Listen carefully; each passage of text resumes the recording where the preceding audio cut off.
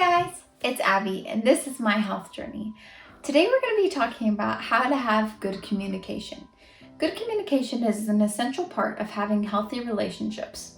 If we want to talk about communication, we have to start off with the basics. So we'll talk about the 4 types of communication. They are passive, passive-aggressive, aggressive, and then assertive.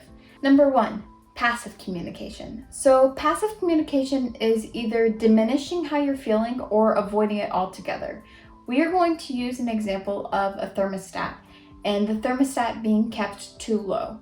So a person that has passive communication would either A, not say anything, or B, if the host asks you, hey, are you kind of cold? Be like, no, it's okay. I don't mind at all. I feel perfectly fine, even if you are feeling rather cold. Number 2, passive-aggressive communication. Passive-aggressive communication is not actually saying what you mean, but having a subtle undertone. For the same example of the thermostat, this could look like looking at them and being like, oh boy, you sure keep it cold in here, don't you? Rather than just communicating how you're actually feeling. Number 3, aggressive communication. Aggressive communication is communicating with another person without consideration of their feelings. So this could be like, why the heck do you keep it so cold in here? It is freezing. You need to turn it down. That would be considered aggressive communication. And number 4 is assertive communication. Assertive communication is communicating how you're feeling, but taking into account how the other person may be feeling. So this would look like, hey, I'm kind of cold. Would you mind turning your thermostat up a little bit? Each of us has a natural form of communication that we revert to. But that does not mean that we can't change that natural form of communication. Out of all 4 of these, number 4, assertiveness, is the most optimal form of communication, so that is the one that we will be focusing on today. The first part of this is being able to communicate expectations. Communicating expectations is a huge thing in relationships and is also super helpful for being able to avoid conflict and frustrations. I have found that unmet expectations is one of the primary reasons that I have arguments or offenses. This can be avoided by just going ahead and communicating things up front. It may cause other people to feel like you're over communicating, but personally I would rather over communicate than under communicate. So this can look a couple of different ways. Say you're moving in with a bunch of roommates and you tell them, hey, Friday is going to be cleaning day. We have the kitchen, the living room, and the bathroom to clean. And if each of us can clean one of those things, and then every Friday we can do a rotation of the cleaning schedule, then that will be a good way of keeping the house clean. Another way of doing this is at the beginning of the day, say you have things that you need to do with your spouse, is communicating with your spouse and being like, hey honey, I need to do X, Y, and Z today. I don't really care how we spend the rest of our time, but I do want those 3 things to be done today. It's a very good way of being able to communicate with them so that you're not frustrated at the end of the day when those things haven't happened, when you never told them that they needed those things to be done anyways. Number 2, communicating offenses. Offense is bound to happen in any relationship, so it's very important to be able to communicate that offense when it occurs. My rule for this is that I try to communicate my offense by the end of the day. Obviously, it can be a little bit difficult if in the moment when you're offended, trying to communicate that with someone because you may still be upset or angry and you can come across as very aggressive or not communicate it very well. So it is okay to take the time that you need and the space that you need to be able to calm your emotions down and kind of figuring out how you're feeling before you communicate that. But as I said, my personal rule is to be able to communicate that by the end of the day of, hey, when you did this, it really hurt me or it really frustrated me. Would you be able to not do it again? There are key phrases though when communicating that you want to avoid. The key phrase is, you made me feel this way. No one can force you to feel anything, nor can they make you feel anything. But what they say or what they do can affect how you're feeling.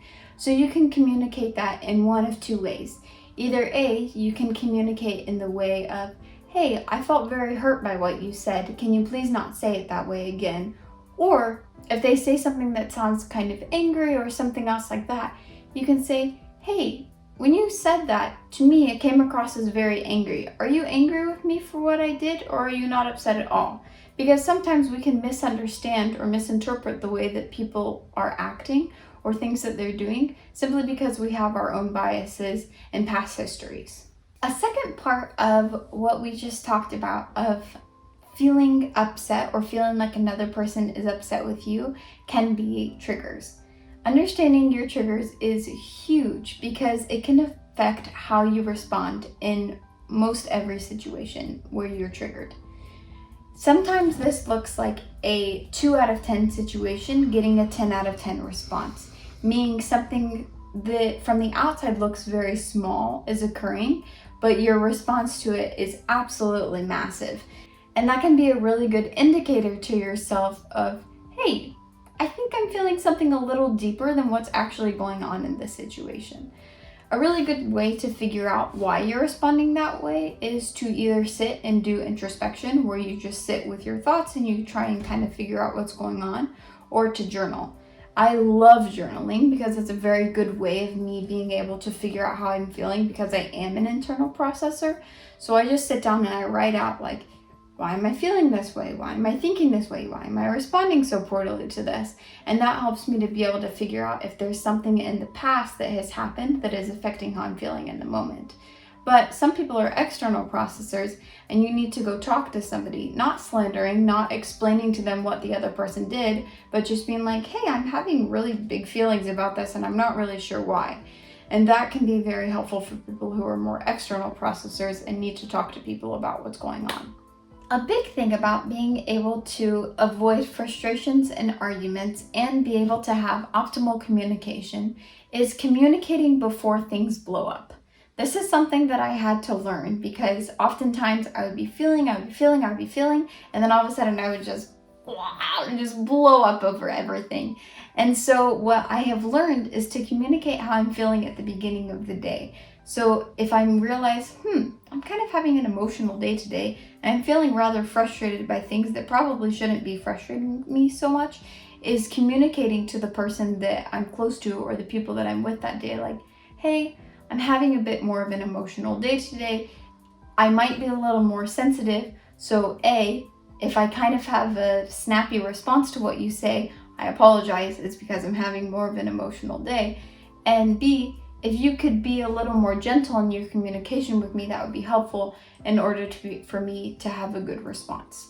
And these can be not even just a day. Sometimes in our lifetime, or there are periods of time where there's a lot of stuff that's happening and we're not able to address specific issues.